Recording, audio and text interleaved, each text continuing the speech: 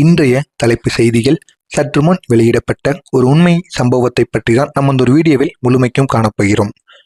இந்த ஒரு நேரத்தில் விஜயின் பிரச்சார வாகனத்தில் சிபிஐ விசாரணை நடைபெற்று கொண்டிருக்கிறது. இந்த ஒரு விசாரணையில் இந்த ஒரு வாகனத்தில் என்னென்ன ஆவணங்களும் தகவல்களும் சிக்கியிருக்கிறது அப்படிங்கிறத நம்ம காத்திருந்து காணலாம்.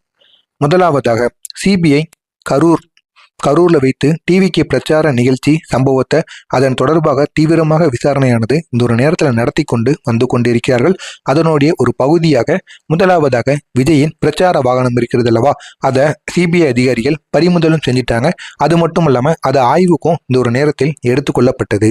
இந்த வாகனத்தை அவங்க எதுக்காண்டி எடுத்திருக்காங்க அப்படின்னா, கரூர்ல நேர்ந்த அந்த 41 பேர் உயிரிழந்தார்கள் அல்லவா, அந்த சம்பவம் நடந்த அந்த இடத்திற்கு கரூருக்கு இந்த ஒரு வாகனத்தை கொண்டு வந்து சிபிஐ அதனுடன் சேர்ந்து சிஎஃப்எஸ்எல் அப்படிங்கிற நிபுணர்கள் அதன் உள்ளமைப்பு, அந்த வாகனத்தோட உள்ளமைப்பு, அதனுடைய பாதுகாப்பு, கேமராக்கள், பதிவு செய்யும் சாதனங்கள் மற்றும் மற்ற கூடுதல் பொருட்களை ஆதாரமாக ஆய்வு செய்து இந்த ஒரு நேரத்தில் அந்த ஒரு வாகனத்தின் மூலம் பார்த்து கொண்டிருக்கிறார்கள்.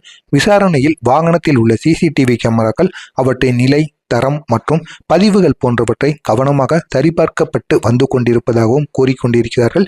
ஏனெனில் சம்பவ நாளில் அதன் செயல்பாடு, கூட்டத்தின் தொடர்ச்சியும் மக்கள் ஓட்டம் மீது எவ்வாறு பாதிப்பை உண்டாக்கியது என்பது விசாரணையின் ஒரு முக்கிய அம்சமாக இந்த ஒரு நேரத்தில் தெரிந்துவிடுமாம். அதே சமயம் வாகனத்தின் பயணம் தொடர்பான தரவு, அதாவது ஜிபிஎஸ் பதிவுகள், பயண நேரம், அனுமதிக்கப்பட்ட திட்டத்துடன் ஒப்பீடு செய்தல் போன்றவை இந்த ஒரு நேரத்தில் சேகரிக்கப்பட்டு ஆய்வு நடைபெற்று கொண்டு இருக்கிறது. மேலும் இந்த வாகனத்தை இயக்கிய டிரைவர் மற்றும் நிகழ்ச்சி நாட்காட்டி தொடர்பான ஆவணங்கள், டிரைவரின் உரிமம் போன்ற ஆதாரமும் இந்த ஒரு நேரத்தில் சிபிஐக்கு சமர்ப்பிக்கப்பட்டு அதிகாரிகளால் மறுபடியும் இந்த ஒரு நேரத்தில் பரிசீலிக்கப்பட்டது. இந்த ஆதார ஆய்வுகளின் மூலம் சம்பவத்தின் போது மானுட ரீதியான பாதுகாப்பு ஏற்பாடுகள், ஒழுங்குமுறைகள் மற்றும் நிகழ்ச்சி நிரல் செயல்பாடுகள் சம்பந்தமாக ஏற்பட்ட தவறுகள் குறித்து தெளிவாக அறியப்பட்டு ஒரு பக்கம் வந்து கொண்டிருக்கிறது. இது சம்பவ காரணங்களை கண்டறிந்து பொதுமக்கள் மற்றும் சட்ட ரீதியான பொறுப்புகளை நிரூபிக்க உதவக்கூடிய ஒரு நல்ல ஒரு பயனாக இது விளங்குமாம். சுருக்கமாக சொல்லணும் அப்படின்னா, விஜயின் பிரச்சார வாகனத்தில் இருக்கக்கூடிய கேமராக்கள், பயணத்திற்காக பதிவுகள், பயண திட்டம் மற்றும் அந்த வாகனத்தை சார்ந்த தொழில்நுட்ப தகவல்கள் போன்றவை சிபிஐ விசாரணையின் கீழ் ஆதாரமாக சேமிக்கப்பட்டு ஆய்வு செய்யப்பட்டு வந்து கொண்டிருக்கிறது.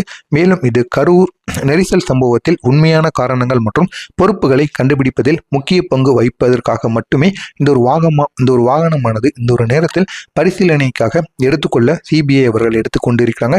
அது மட்டும் இல்லாமல் நாளை ஜனவரி 12 விஜய் அவர்கள் டெல்லிக்கு செல்ல போகிறார். அதாவது சிபிஐ விசாரணைக்கு விஜய் அவர்கள் டெல்லிக்கு செல்ல போகிறார். அங்கே வைத்து என்ன நடக்கும், சிபிஐ எப்படிலாம் விஜயை விசாரிக்க போறாங்க அப்படிங்கிறத நம்ம காத்திருந்து தான் காண முடியும்.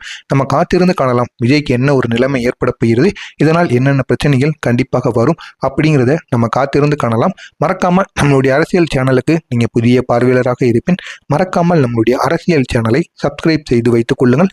அப்பொழுதுதான் நாம் தொடர்ச்சியாக பதிவிடும் வீடியோக்கள் அனைத்தும் உங்களுக்கு தினமும் நோட்டிபிகேஷனாக வந்து கொண்டே இருக்கும்.